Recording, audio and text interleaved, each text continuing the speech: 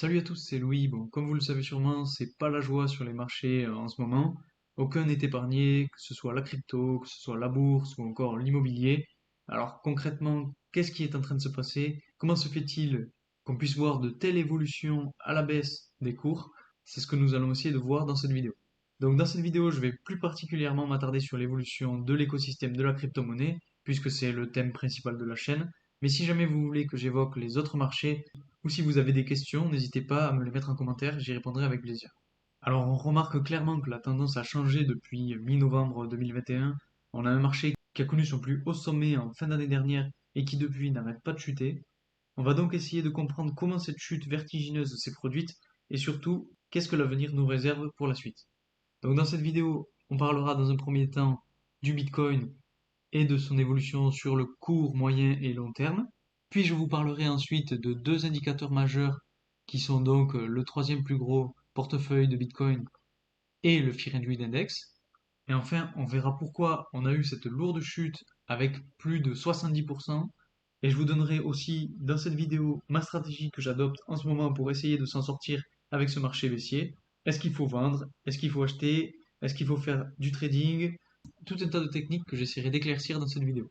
Pour ceux qui ne me connaissent pas et qui sont nouveaux sur la chaîne, tout d'abord, bienvenue à vous. Je m'appelle Louis et sur cette chaîne, on parle principalement de l'univers des crypto-monnaies, de tout ce qui gravite autour, mais aussi d'investissement et de nouvelles technologies. J'essaye vraiment de vulgariser au maximum mes propos pour être le plus clair et compréhensible possible. Donc si cette thématique vous plaît, n'hésitez pas à vous abonner, à mettre un like sur la vidéo, ça m'aide beaucoup et ça aide à faire grandir la chaîne. Donc vraiment un grand merci à tous ceux qui l'ont fait et à ceux qui le feront. Alors commençons directement par l'analyse de la courbe d'évolution du prix du Bitcoin avec des chandelles de 4 heures pour observer ce qui se passe sur le court terme.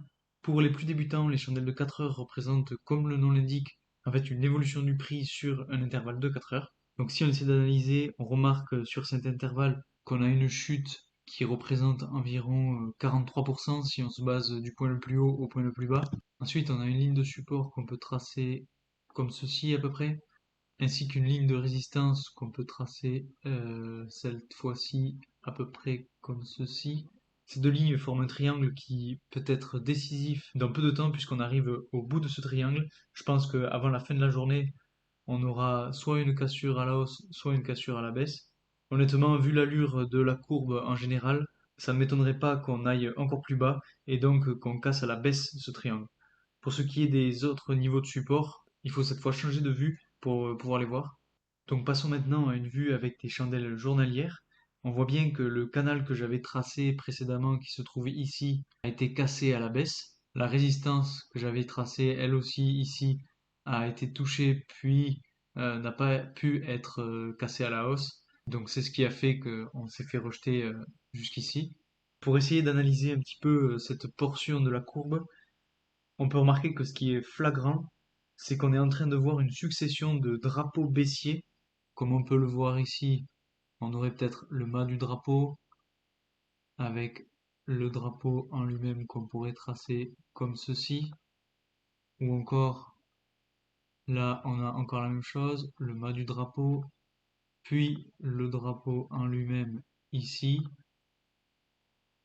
Voilà. Et j'ai bien peur que là, on est en train de voir la même chose arriver, c'est-à-dire le mât ici et potentiellement quelque chose qui serait de cet ordre-là avec un drapeau comme ceci, qui pourrait engendrer une chute qui nous ramènerait encore une fois aux alentours de la ligne de support qui est située à 12 ou 13 000 dollars. Donc pour ce qui est des résistances et des supports, on a une résistance dont je viens de parler qui est tracée ici, mais qu'on pourra voir plus facilement sur l'intervalle hebdomadaire. Et donc la ligne de support, quant à elle, est positionnée, donc comme je le disais, aux alentours de 12-13 000 dollars. Et elle aussi sera plus visible sur un intervalle plus large. Donc selon moi, cet intervalle-là nous montre qu'on a voilà, cette succession de drapeaux qui n'est pour moi pas vraiment bon signe. En tout cas, c'était un scénario qui était très probable, puisque on viendrait en fait toucher cette résistance-là pour ensuite repartir de plus belle. Ce qu'il faudra tout de même observer, c'est l'évolution justement de cette courbe. Si on vient toucher cette ligne de support ici, si on rebondit, voir si on peut dépasser cette ligne de résistance-ci pour venir s'y reposer dessus et repartir encore plus à la hausse. Donc voilà, ça c'est un des scénarios qui peut arriver. Ce serait un des meilleurs scénarios même, qui nous permettrait donc de racheter dans cette zone-là aux alentours des 12 000 ou 13 000 $ et ensuite faire des bénéfices sur la remontée. Si on s'intéresse maintenant à l'intervalle hebdomadaire, pour avoir une vision qui soit plus large et à plus long terme, on peut voir donc la chute qui est monstrueuse, dont on pourrait estimer le pourcentage à 70% environ depuis novembre jusqu'à aujourd'hui, et qui a fait très mal à beaucoup de portefeuilles. Mais bon, cette chute était nécessaire, et après avoir vu ce all-time high, il fallait bien que le marché retombe à un moment donné. Donc bravo à ceux qui ont pris des profits tout au long de la montée à ce niveau-là. Et pour les autres, ne vous inquiétez pas, dans tous les cas, le marché remontera vers le haut. Il faut juste savoir quand. Donc selon moi, voilà, c'est les meilleurs moments pour racheter à ces niveaux-là. C'est vraiment lorsque le prix est en solde, en fait, qu'il faut le racheter. Et en tout cas, bon, c'est ce que je fais, mais je vous l'expliquerai plus tard dans la vidéo. Pour ce qui est des niveaux de support et de résistance, on a donc le niveau de support qui est à peu près à 12 000 à 13 000 $ dont je parlais justement tout à l'heure. On a cette ligne de résistance qui est tracée ici et donc qui montre bien la chute qui est en train de se passer.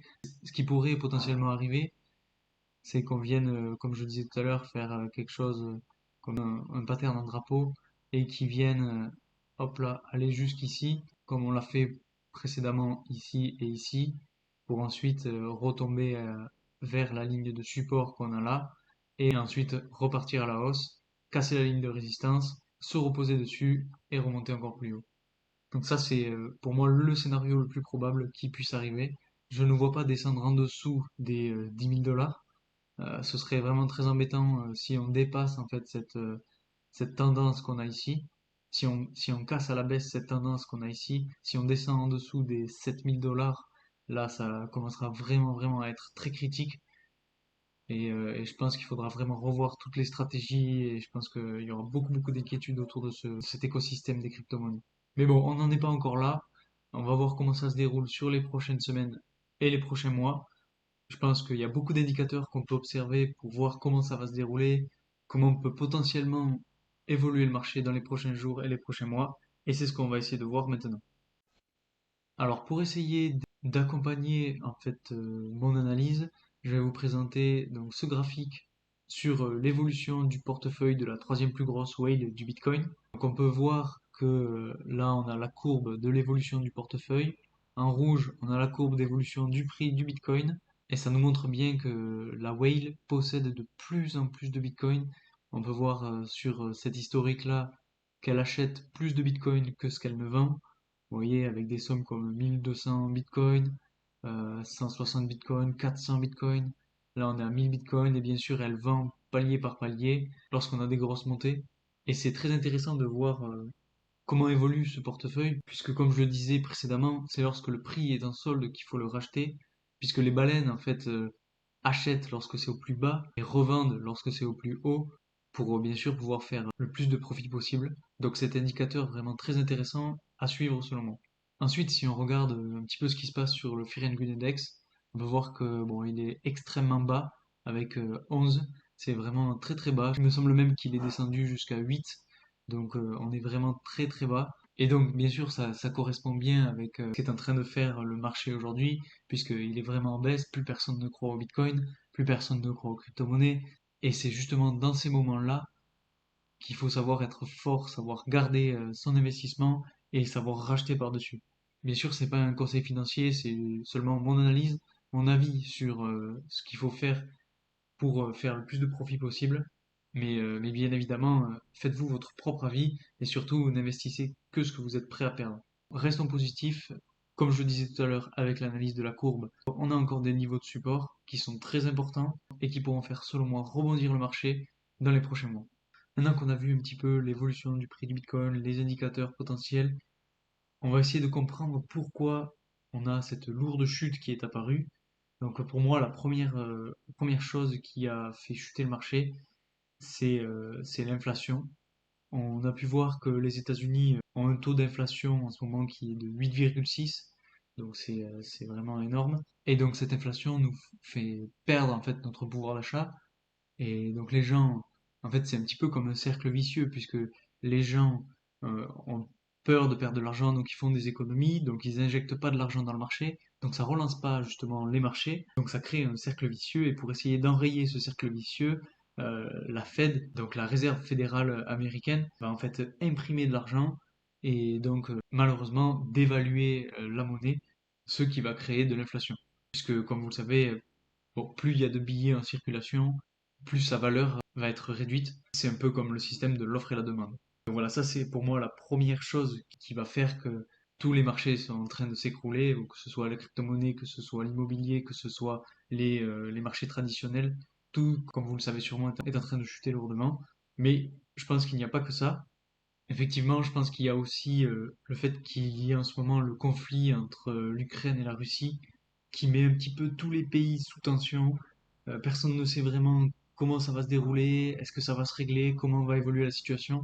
Et je pense que ça impacte vraiment toute l'économie qui indirectement va ressentir le doute de toutes les institutions, de tous les pays, etc. Et donc malheureusement, je pense que tant que ce conflit ne sera pas plus éclairci, plus apaisé, on aura toujours un système financier qui sera bancal. Comme on peut le voir, un exemple très concret, c'est le fait que le rouble ait perdu 30% de sa valeur en très peu de temps à un moment donné. Donc voilà, vous voyez que ça peut aller très vite. Et donc selon moi, voilà, c'est ces deux éléments qui sont les plus impactants sur tous les marchés. Bien sûr, il n'y a pas que ça, mais bon, je vais pas faire la liste de tout ce qui, pour moi, peut faire chuter le marché, sinon ce serait trop long. Voilà, en tout cas, c'est pour moi les deux éléments majeurs. Et donc maintenant, une fois qu'on a vu pourquoi les marchés sont en train de chuter, je vais essayer de vous donner ma méthode, ce que j'utilise pour toujours faire des bénéfices, ou en tout cas essayer de perdre le moins d'argent possible. Ce que je fais en ce moment, c'est que je fais du DCA, donc pour ceux qui ne connaissent pas, ça s'appelle du Dollar Cost Average, c'est-à-dire d'acheter un petit montant à des intervalles réguliers. C'est généralement une stratégie qu'il faut appliquer lorsqu'on est dans un marché baissier. En ce moment, je m'oriente vraiment uniquement sur le Bitcoin puisque j'ai la conviction que cette crypto-monnaie va rester vraiment encore des années et des années et que s'il y en a bien une qui doit résister, c'est celle-là. Donc je prends pas vraiment le risque à ce moment-là d'acheter dans d'autres crypto-monnaies puisque je sais que c'est le Bitcoin qui va influer sur les autres cryptos et potentiellement donc avoir les meilleurs rendements. Donc cette partie DCA, voilà, je vais encore continuer de l'appliquer jusqu'à ce qu'on arrive à ce niveau des 12 000 $.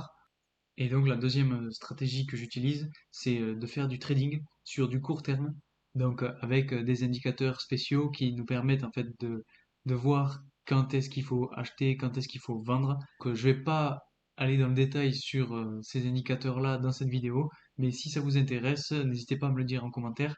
Je vous ferai une vidéo spécialement dédiée à ce genre de trading. Ce sont des indicateurs qui sont assez complexes et difficiles à appréhender, mais en tout cas, ce sont de très bons indicateurs. Comme vous le voyez, si on prend par exemple cet exemple-là, voilà, on a pu avoir un signal d'achat ici et un signal de vente ici. Donc si on mesure, on a donc environ 15% de bénéfices, donc c'est plutôt pas mal. Et on peut regarder sur d'autres intervalles, si on prend cet exemple-là, là on a pareil, on a 9%. Voilà, n'hésitez pas à mettre en commentaire si vous voulez que je parle plus spécifiquement dans une vidéo de cette méthode. Voilà, donc c'est tout pour aujourd'hui. J'espère vraiment que cette vidéo vous aura aidé à y voir plus clair sur l'évolution actuelle du marché des crypto-monnaies. J'espère aussi que cette vidéo vous aura plu. Si c'est le cas, n'hésitez pas à mettre un like sur la vidéo, à vous abonner et même mettre en commentaire votre avis sur le marché actuel. Je vous répondrai avec plaisir et moi je vous dis à très vite pour une nouvelle vidéo. Salut!